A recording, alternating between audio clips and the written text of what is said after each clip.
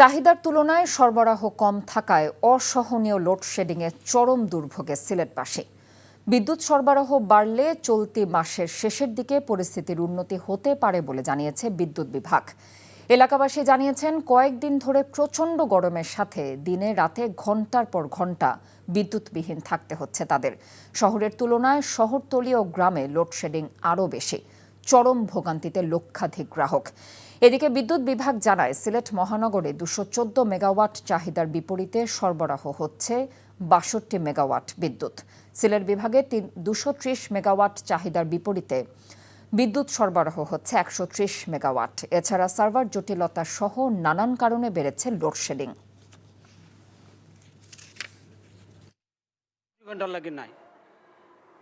এইরকম সারাদিন বাচ্চারা লেখাপড়া একেবারে নাই। লেখাপড়া কারেন্ট থাকলে তারা বসবে, নাহলে তো অন্ধকারে তো লেখাপড়া করতে পারবে না। এ বিষয়ে বিস্তারিত জানতে সিলেট থেকে সরাসরি যুক্ত হচ্ছেন স্টাফ করেসপন্ডেন্ট সজল ছত্রী।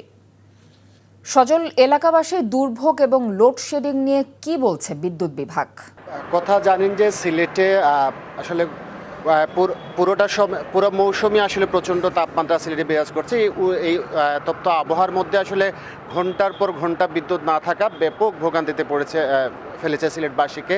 এবং শহরের তুলনায় গ্রামাঞ্চলের অবস্থা আরও খারাপ। দিনের প্রায় বেশিরভাগ সময়ই বিদ্যুৎ থাকছে না। একই অবস্থা প্রায় শহরেও।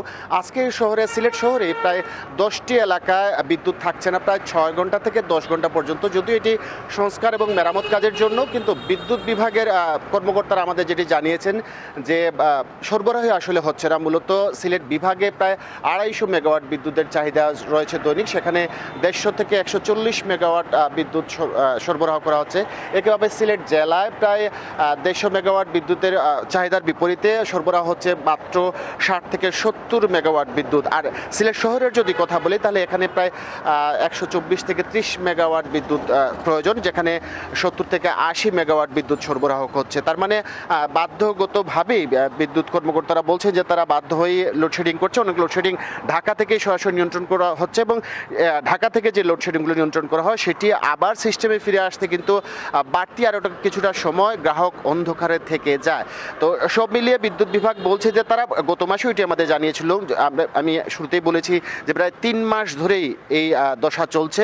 কখনো সংস্কার কাজের জন্য, কখনো লাইনে ত্রুটি, কখনো ছোটোখাটো নাশকতা বা দুর্ঘটনার জন্য বিদ্যুৎ কেন্দ্রগুলোতে বিদ্যুৎ সরবরাহ ঘাটতি হচ্ছে। এবং সবচেয়ে বড় যে ব্যাপারটি হচ্ছে, আমাদের বিদ্যুৎ বিভাগ বলছে যে তারা উৎপাদনে ঘাটতির কারণেই আসলে তারা সরবরাহ করতে পারছে না। তারা এবারও আজকে যখন কথা বলেছে, তারা বলছেন যে তারা প্রত্যাশা করছেন যে এই মাসের শেষে বিদ্যুৎ এই অবস্থার কিছুটা উন্নতি হতে পারে। কিন্তু এটা গত 2 মাস ধরেও তারা বলে আসছেন, যার কারণে কবে এই বিদ্যুৎ ভোগান্তি থেকে সিলেটবাসী মুক্তি পাবে তা কিন্তু এখনো নিশ্চিত করা বলে যাচ্ছে না। এবং আগেই বলেছি, তপ্ত আবহাওয়ার মধ্যে এই বিদ্যুৎ না থাকায় একদিকে যে শিক্ষা, স্বাস্থ্য, ব্যবসা সহ নানান খাতে একটি বিড়ম্বনা তৈরি করেছে এবং ভোগান্তি তৈরি করেছে কথা। এবং সিলেটবাসী আপনারা জানেন যে নানান বিষয় নিয়ে, অধিকার বঞ্চনা নিয়ে তারা আন্দোলন করছেন, এবং তাদের এই আন্দোলন দাবির সাথে কিন্তু বিদ্যুৎ বঞ্চনা দূর করার দাবিও যুক্ত হয়েছে কথা।